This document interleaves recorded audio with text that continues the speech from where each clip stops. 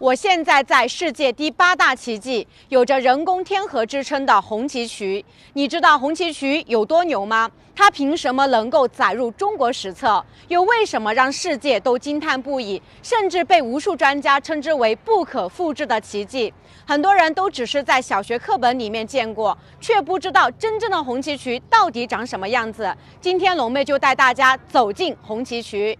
红旗渠总长度为1500公里，在上世纪60年代，30万林州人民苦战10年，削平了1250座山头，架设了150座渡槽，开凿了211个隧洞，修建了各种建筑物12408座，挖起了2200万立方米的土石方。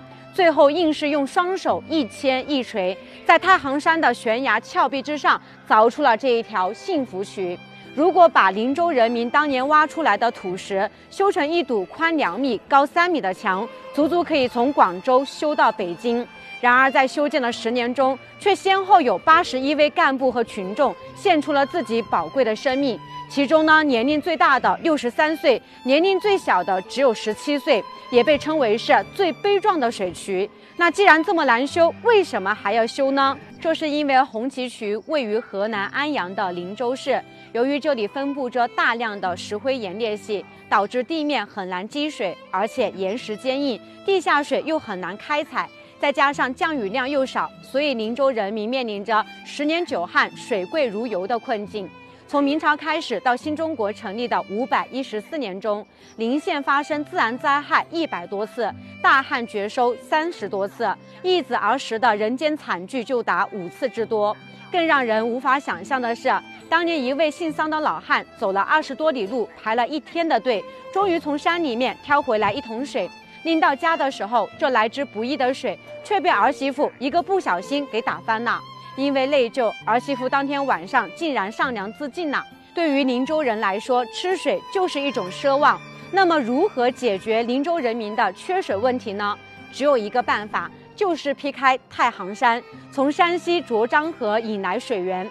接下来呢，龙妹带你们近距离去感受一下当年施工的艰难。1960年，为了修筑这条生命之渠，37000人的先头部队扛着红旗，义无反顾地走进了太行山。他们是来自邻县不同乡镇的农民，上至老翁，下至孩童，他们父子相随，夫妻为伴，背上全部家当就上了山。粮食不够吃，就用野菜充饥；没有地方睡觉，就用开凿的山崖上休息；没有设备，工具不够，就砸锅熔铁自己造；没有石灰水泥，那就自己烧。连炸药都是自己做的。据统计，在修渠过程中，林州人民自己制造了5170吨水泥、1250吨的炸药和14.5万吨的石灰。当时没有高精密的测量设备，林州人就制作出来了这种叫做水鸭子的古老仪器。看上去呢粗陋简单，但就是这个由3块木板加2根线，再加1个水盆拼成的土装置，却不可思议地测量出了红旗渠70多公里分毫不差的距离。测量技术问题解决了，施工又成了难点。在这几乎笔直的太行山悬崖峭壁上施工，一旦失足，那可是要丧命的。当年修渠民工为了在悬崖峭壁上开山放炮，就用绳子把人吊在半山腰，点燃导火索之后呢，再顺着绳子快速的撤离。撤不撤得走，那就只能够看命了。当时为了保证施工质量，林州人民以村为单位分段修渠。这个呢，就是当年修建时刻下的责任界碑，负责到永远。咱们呢往上看啊，这个山崖呢非常的高，向外突出了10多米，就像老虎张开的大口。当时在修渠时，山崖上经常会有松动的石头掉下来，就会砸到人，非常的危险。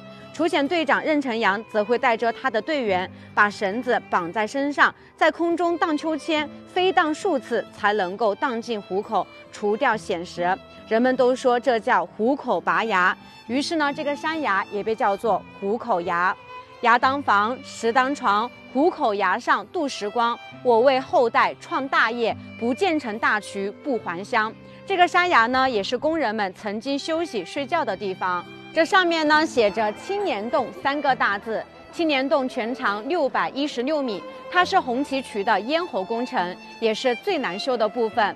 由于呢，这附近都是非常坚硬的石英砂岩，在没有任何现代化工具的60年代，要在这段几乎垂直的悬崖绝壁上开凿出一条贯穿山体600米的隧道，简直比登天还难。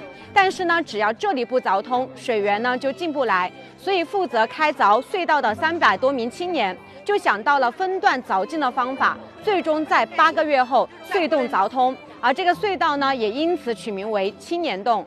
然后我们现在来到的这里呢，叫分水闸。总干渠到了这里之后呀，被一分为3条干渠，一干渠长39.7公里，2干渠长47.6公里，3干渠长10.9公里。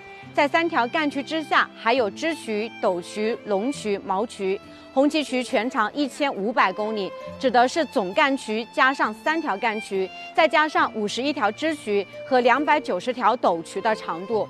如果再加上灌溉农田用的龙渠和毛渠，红旗渠的长度可以达到4000公里。整个工程就像我们人身体上的脉络一样，分布在林州大地的各个角落，使得当时14个公社、410个村子受益，60万人口和3.7万头牲畜饮水有了保障，54万亩耕地也获得了灌溉。如果说劈开太行山靠的是林州人的无畏和团结，那么漳河穿山来则是靠的林州人的勇敢和智慧。